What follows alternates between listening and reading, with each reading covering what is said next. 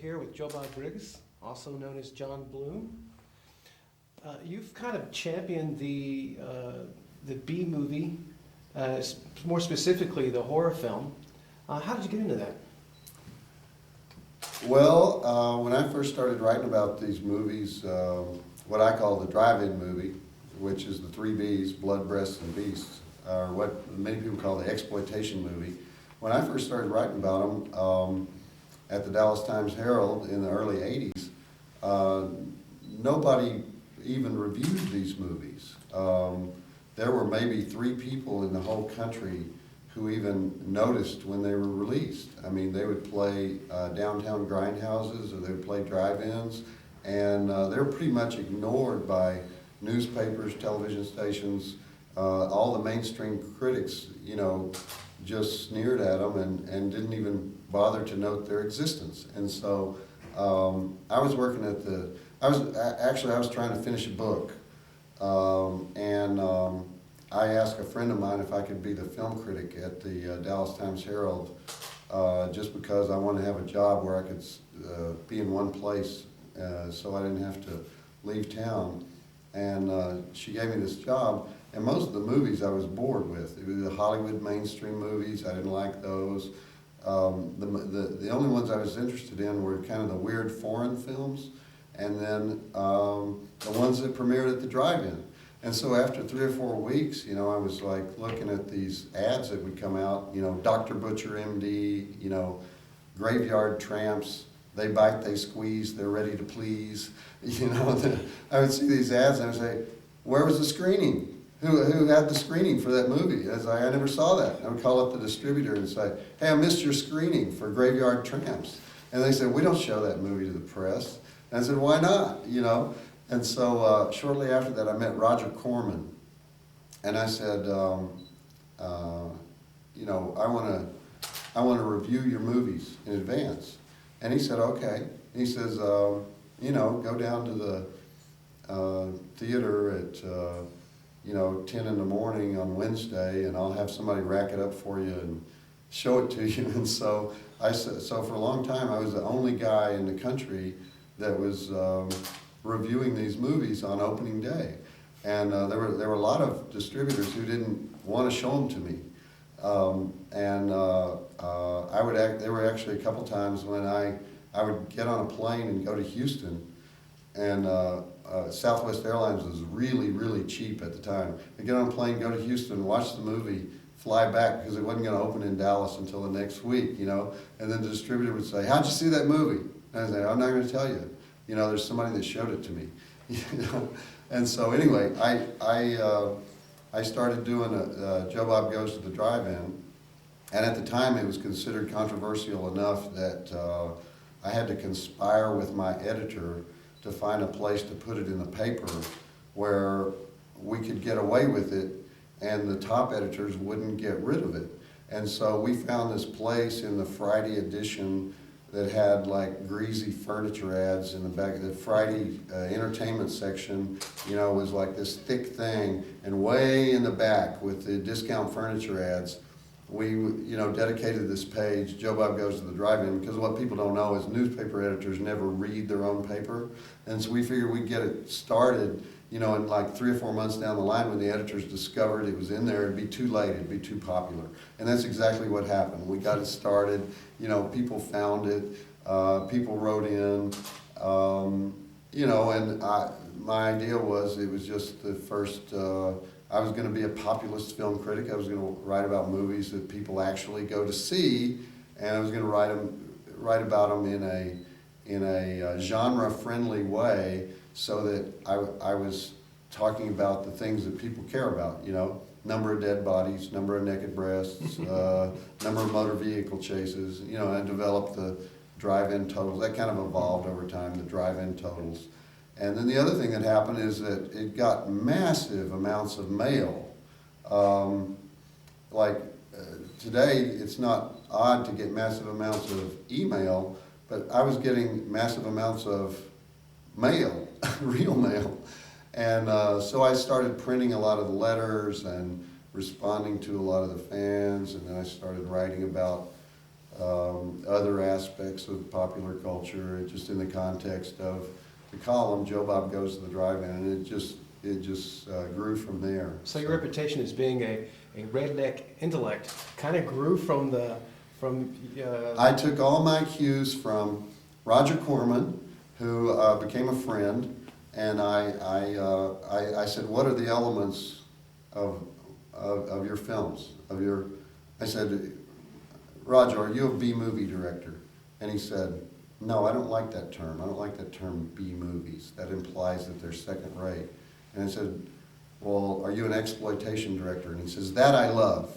And I said, okay, what are the elements of exploitation movies? And he gave a lengthy explanation, which I narrowed down into the three elements: blood, breasts, and beasts. Blood being horror, breasts being the '80s sex farce. A lot of pretty girls, and beasts being a science fiction or fantasy element. So. Excellent. These kind of movies have kind of been widely panned by the critics, but they've almost kind of developed a subculture of loyal, almost cults in some case, of cult fans for these films. What do you attribute to, why do people love these movies so much, especially years later after they've been made? Is it now that we're in the DVD generation? What do you think? What's the psychology behind that? Well, horror fans are unlike any other fans. A horror fan, if you're a fan of comedies, you don't feel like you have to go and watch every comedy ever made. If you're a fan of horror films, you do want to go and watch every horror film ever made. And so, someone who discovers horror in the year 2000 already wants to see all the movies in the 90s. And then he wants to see all the movies from the 80s. Then he wants to see all the movies from the 70s. And as this interest grows, this was not true, by the way, prior to the era of video. Prior to the era of video, horror films were basically disposable commodities. They were made for a very young dating audience, age about 15 to 21. And they were thought of as filler. When you didn't have a big movie to play, you could play a horror movie and you would get the dating audience, especially at the drive-in. And so a lot of these filmmakers, a lot of these great filmmakers of the 50s and 60s and 70s had no idea that their film would have any kind of afterlife. And I think are shocked to find that they do have a huge cult around the film. I mean, I know that when I first interviewed Herschel Gordon Lewis, for example, in the probably around 1986, he was asking the question, why would anyone watch these films? He was invited to a special screening of Blood Feast at the Waverly Theater in New York, and he thought it was a joke. He hung up on the guy. He didn't believe that anyone would actually invite him to appear at a screening of Blood Feast in a theater in New York, 20 years after it was made. And so, of course, now he realizes he's a cult icon. He probably still doesn't realize exactly why. But the original makers of the films, they weren't trying to be culty, and they weren't trying to be camp. They were trying to make the best possible film they could with extreme limitations. They were outsiders. They didn't have the resources that studios did. And it created some interesting results because of the things they had to do to get an audience. It created all these interesting things that we now take for granted. But prior to video, they had to really try to make a film, even if they just had $20. Exactly. Well, earlier you mentioned, you kind of touched on this in the Scream Queen panel, kind of about the psychology of the horror fan, or at least what attracts horror fans to these kind of films. Can you kind of expand on that a little bit? What attracts people to horror films? I mean, horror is one of the oldest genres. It's an ancient genre. It's Greek. You know, it's what attracts people is the thrill, the adrenaline, the pump of it, the fear of death. But what keeps people coming back is that, you know, each generation, we don't create that many great horror directors. There are only, you know, one or two good ones come along every 5 or 6 years, because it's kind of a limited area. Directors generally, when they come out of film school or when they start directing, they don't want to be known as a horror director. There's a very small handful that do. And those guys have to get in touch with whatever the new fear is. You can't just go back and make an 80s slasher film. You can't just go back and make a George Romero zombie film.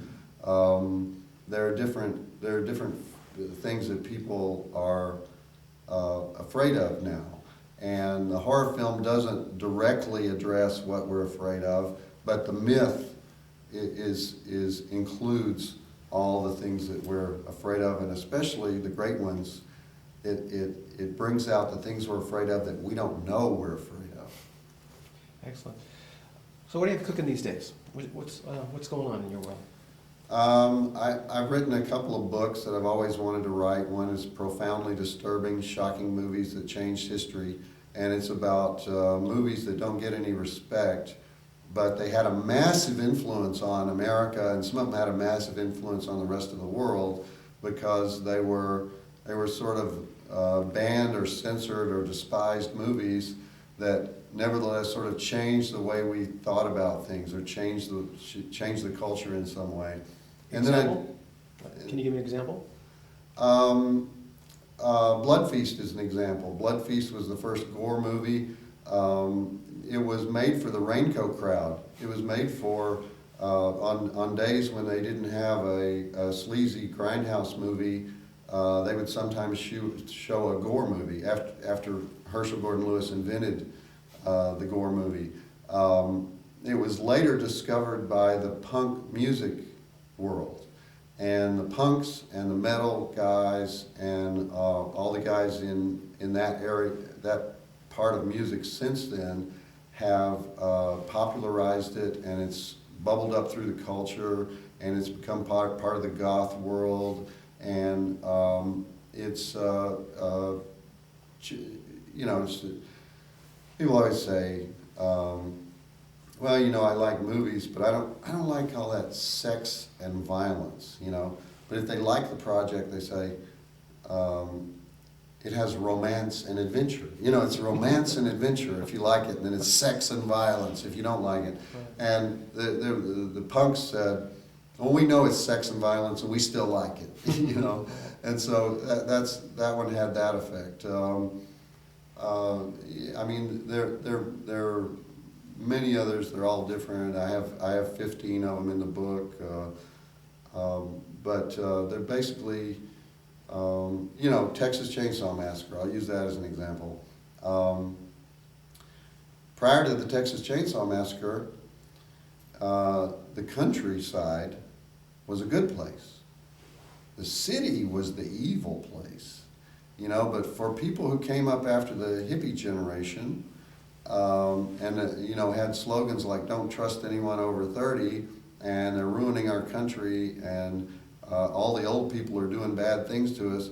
When those suburban children go out of the city into the country, bad things happen. It's sort of the ultimate hippie film. It's the hippie film that everyone was trying to make, but they couldn't make it. And then Tobe Hooper figured out how to make it, it was a horror film. You know, it was the fear of young people for what old people can do to them. And but it happened in the countryside, out in the places beyond the railroad tracks. That wasn't a good place anymore, and that's been what we think ever since. That is the standard in the horror film: country bad, city good.